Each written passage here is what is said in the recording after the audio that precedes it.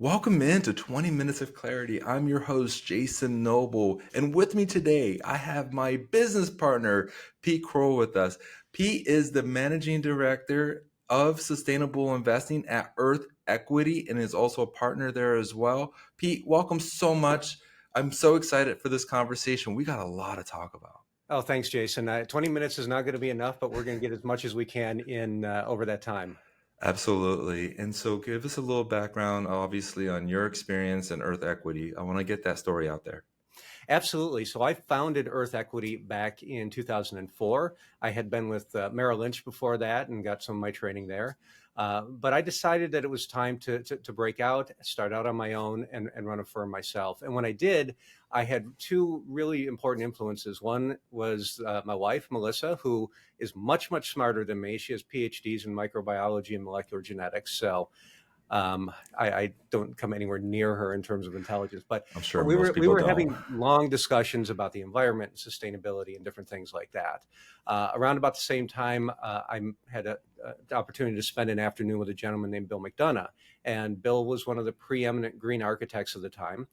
And he just kept asking, what if we were able to integrate sustainability and other factors into an investment strategy? And with those two, especially Melissa, with those two folks, I was able to start what was Krull and Company at the time, but what eventually morphed into Earth Equity. And what does Earth Equity focus on?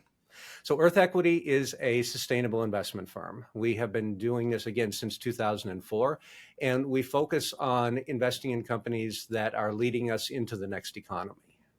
Okay. And so when I'm hearing you say that, okay, you got to bear with me. I think ESG. It's the first thing I think of. And Bloomberg did a recent study on the impacts of Biden's only veto at this point, allowing ESG investing inside of the 401ks. And so Bloomberg did this study on the nuts, bolts, and financial implications. I'm reading it right here. Globally, ESG funds have underperformed the broader market in the past 5 years, returning an average of 6.3% a year compared to 8.9% on the broader funds. If you put $100,000 in 50 years later with that kind of return difference, that's $50,300 in difference. Help me out here, Pete. I need to get some clarity on this one. So what we have to first do is we need to define what ESG is and what sustainable investing is, because they're not the same thing. So ESG it's a set of metrics. That's pretty much all it is. And you're trying to gauge what a company's environmental risk is, what their social risk is, and what their governance risk is. ESG is purely about risk. It's not necessarily about focusing on where we're going. It's not necessarily about focusing on sustainability or resilience or anything like that. And the way I really like to give an example of this is a an ESG portfolio that reduces its exposure to ExxonMobil is less bad. So I define ESG as less bad. Okay. One that eliminates it entirely is better, but one that replaces it with, say, First Solar is actually sustainable. And so it's that progression that typically are like, oh, people are typically like, oh, I get that. I understand. ESG is about trying to reduce risk, and so you're going to make that portfolio a little bit less bad. Whereas sustainable investing is what are the companies that are leading us forward into the next economy? Okay, so let me see if I could unwrap a little bit what you said. So Bloomberg focused on ESG funds, not on sustainable investing. Right. What research has been done out there by any major publications that shows the value of sustainable investing? There's not a whole lot of research out there because there's not a whole lot of folks who are actually specifically focused on that. But here's the way I look at it is if you're investing in traditional investments or indexes or things like that, in many ways, that's rearview mirror investing because you're investing in where the economy was. If you're investing sustainably or if you're investing for the next economy, you're investing in terms of where the market or where the economy is going. And we can get into really specific details about why on the ESG side they may have underperformed. But I want to focus on sustainable investing because ultimately that's where we are and that's the value that we bring. Yeah, and I think there was I did see something from Morningstar on sustainable investing, but I'm going to go to the expert on this, not on what I read in my interpretation. Right. What was the thing that Morningstar pointed out? Well, Morningstar Morningstar bought Sustainalytics a few years ago, so they are one of the leaders in terms of understanding both the ESG and the sustainable investing market. And so, based on some of the data that they show, ESG and sustainable funds underperformed on the 1 year, but they outperformed on the 3 and the 5 year. And so it's interesting. You are going to get different data from different sources. Bloomberg's data is probably going to be different from Morningstar's. But there is one thing that I referred to a second ago is that most sustainable investments, most ESG investments tend to be growth investments. And we've been in a cycle over the last, probably 18 months, Jason, where we've been in a value cycle. Mm-hmm. And so that is sort of what we're seeing in terms of a performance differentiator. But what I also see is that as we move forward, value cycles are going to continue to shrink because those are more traditional rearview mirror looking investments, whereas growth investments, again, are moving forward. And so we believe that those are going to be longer cycles. And ultimately, it's probably going to benefit our clients. We go into these cycles all the time, and growth was eating value's lunch for a better part of 12 years, it seems like, right? Absolutely. And so sustainable investing. So you were early to the game in all my research in 2004. Yeah. I really don't remember coming across this until years later. So being part of this focus for such a long time, what have you seen over your years of experience in the movement towards sustainable investing that you could share with us? I mean, when I started back in 2004, SRI meant socially responsible investing. And it's really morphed over the years because back then we didn't have a lot of data. ESG didn't exist. So we couldn't look at a company and have some data that says, here's what their environmental risk or their environmental impact is. Here's what their social or their governance risk and impacts are. So one of the things that shifted is we have more data. Companies are offering more data. But what we've also learned is that there's a much, much greater demand for it, especially if you're looking at in three particular demographic groups. If you're looking in Gen Zers, if you're looking in millennials, and women. Women tend to be more interested in investing with your values versus men. We've got a different attitude towards it. So those are some of the things that we've seen shift. We also seen there's a lot more investment managers that are adding funds and ETFs, things like that. There's a lot more stocks. So we run an individual stock portfolio called the Green Sage Sustainability Portfolio. And when I started it back in 2012, the number of companies that were in the universe that I could pick, to put into the portfolio was really pretty low. It was probably in the neighborhood of 150, 200 stocks. Now it's well over 600 or 700 stocks. So there's a lot more opportunities. You couldn't buy a battery stock back then. There simply wasn't one where a company was making batteries for cars or for utility scale or anything like that. Now I actually have to pick which one we want to put into the portfolio, which is wonderful. It's great to have this sort of breadth of opportunities. You bring up something that's near and dear to my heart, where you have these. I'm not going to say any names, right? But you have companies that are throwing ESG onto funds, and you're looking under the hood, and you don't even recognize anything that has ESG. How much are you seeing of that, and how do you go about within your strategy to go through that due diligence and weed that stuff out? Oh, it's pervasive throughout the investment management industry. Everybody wants to have their toe in this pond. Everybody wants to say, I've got a low carbon fund, or I've got an ESG fund, or I've got a sustainable fund. It's across the board. But exactly like you said, you use the exact right words. When you lift up the hood to see what they actually own, it's not anything that I would consider sustainable. And I think a normal thinking person would feel the same way. But they have to put that sticker on there because they have to have something so that way they can accumulate some assets. And some of the absolute biggest investment managers, who shall not be named, are the worst at it. And one of the things when I give talks, I'll ask by a show of hands, who thinks that ExxonMobil and McDonald's should be in a sustainable portfolio? And no hands go up. But yet, if I look at the the largest ESG fund that's out there, you have both ExxonMobil and McDonald's in it. Oh, goodness gracious. Yeah. Okay. So this is something that I would imagine the Security Exchange Commission is looking at. But do you see any regulations coming in to hold these bigger firms to the standard of ESG, or do you think that's going to be done by the marketplace, by more savvy investors, or people leveraging, experts like yourself to go into the space? Yes. To all of that.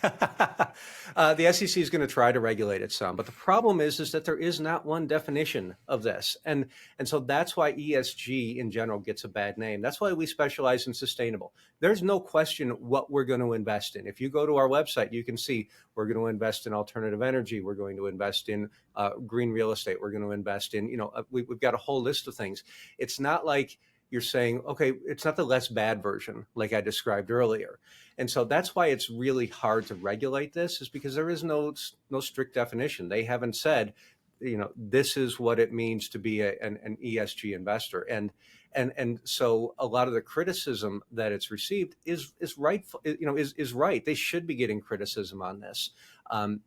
If you're going to, and the other thing they do, I'll add, is they equate ESG and sustainable investing. So if you go to these large fund families and you go to the website and they've got their list of ESG funds, they also say invest sustainably with us. They're not the same thing. It's kind of like organic when you go to the grocery store. Is Yep. what you're just basically saying. You got to really understand it. Good Or gracious. organic versus natural, right? Those are Versus the two. That's ESG versus sustainable. okay, we're breaking this down.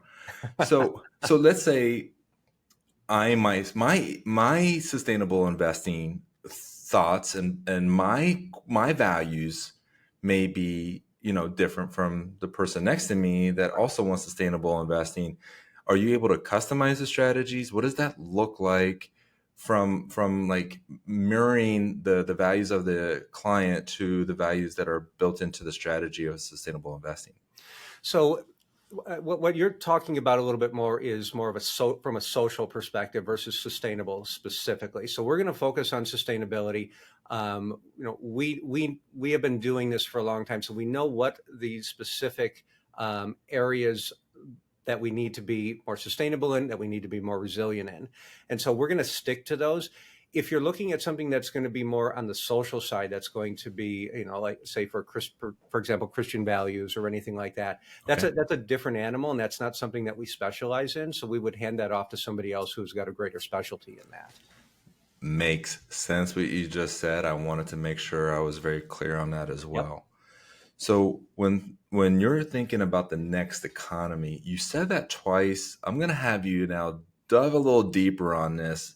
When you look at economic cycles over longer swaths of time, you see a next kick up in the economy and the marketplace with the invention of, I don't know, just the automobile and like having the lines and, and the working hours and stuff like that. And Yeah. the industrial age, right? Are you sharing with me right now that you're looking at sustainable investing as being the next thing that comes around the corner for kicking the economy back into the next phase of growth? Absolutely.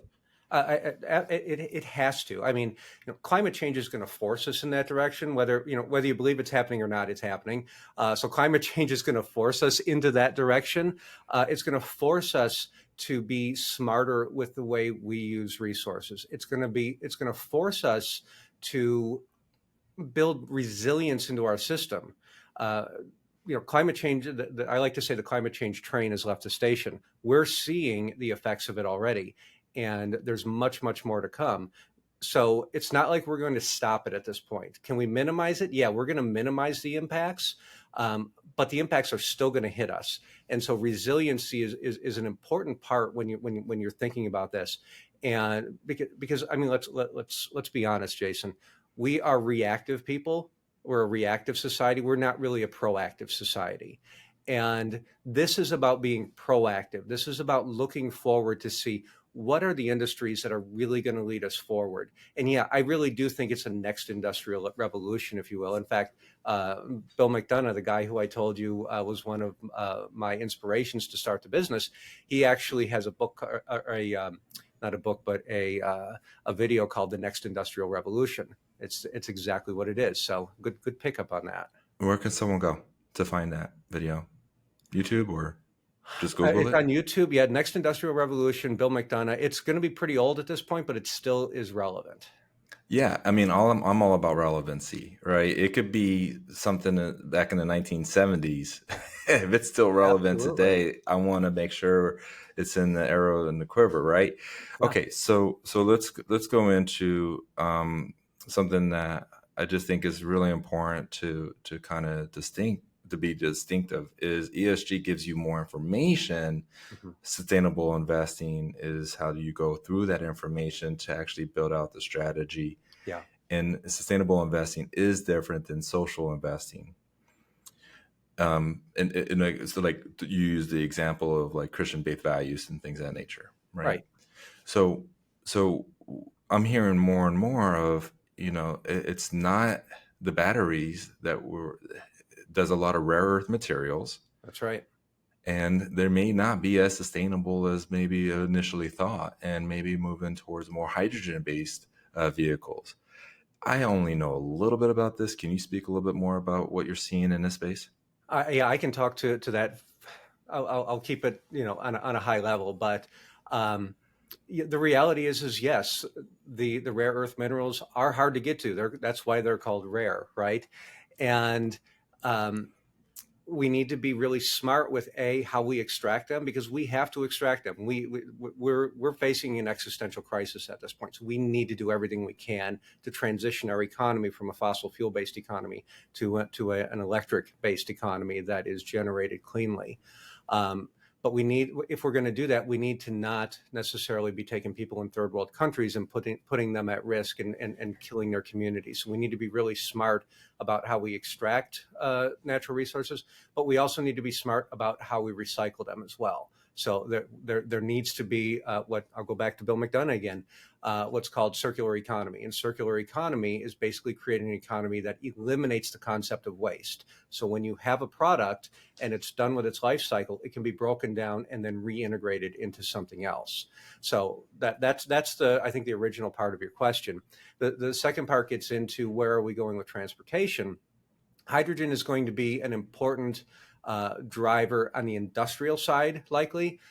Things like creating steel, aluminum, different kind of industrial cycles. It's also going to be important probably with long haul transportation. But when it comes to things such as your car and my car, it's probably not going to be the next generation. It probably is going to be electric and batteries, mostly because trying to build out a hydrogen fuel system is going to be prohibitively expensive and really difficult to do. We already have an electric system built out. We just need to make sure that we have chargers in strategic places. Okay, I got this question I'm dying to ask you now. Okay, let's say I'm a client at XYZ firm. What questions would I ask the advisor that's managing my assets to see if they're allocating portions or the more into sustainable investing? If that was something that I wanted, what questions would I even ask?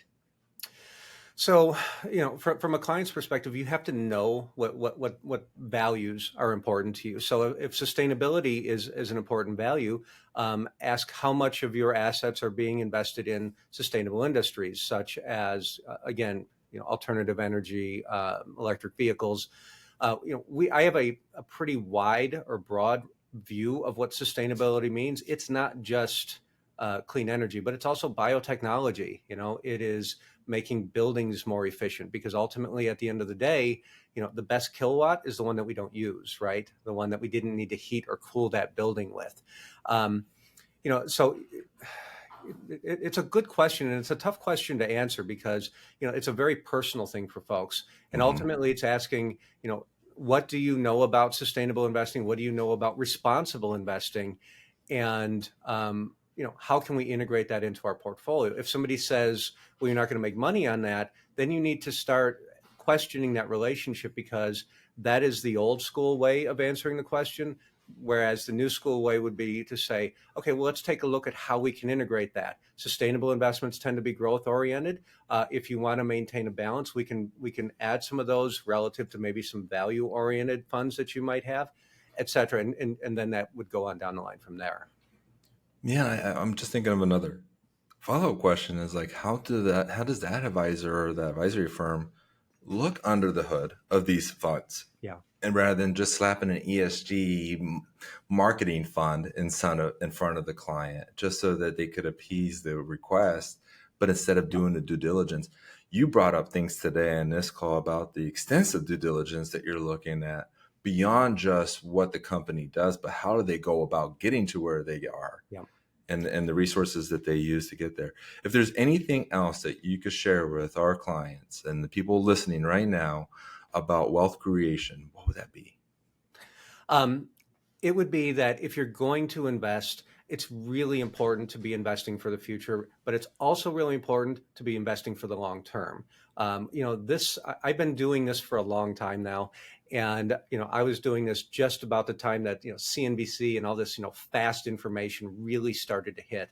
And one of the most important things that I've learned over the years is that, what's happened with the market and information is it's all based on, what are your weekly sales? What are your quarterly sales?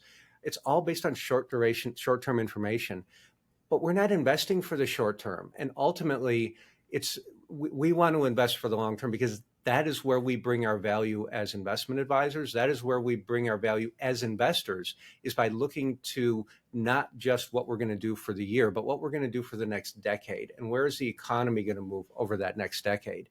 And so that's the one thing that I've really learned and really tried to bring to the table is we can't look at just a 1-year return because that could just be a growth value issue. Let's look and see how is the market moving? How's the economy moving? And let's try to position ourselves to succeed in that manner. Well said, Pete. And listeners, this was Pete Krull, the founder of Earth Equity, my business partner here at Prime Capital Investment Advisors. Pete, I always enjoy our conversations. You always throw another piece of information that you didn't share with me in the prior conversation. I love that. I have a growth mindset. I'm always looking at making sure that I'm learning, growing, so I could be able to serve my clients better and also serve my community better. Thank you so much for your time today. It was such a pleasure. This was 20 Minutes of Clarity. Thank you for tuning in and have a blessed day. Thanks, Jason.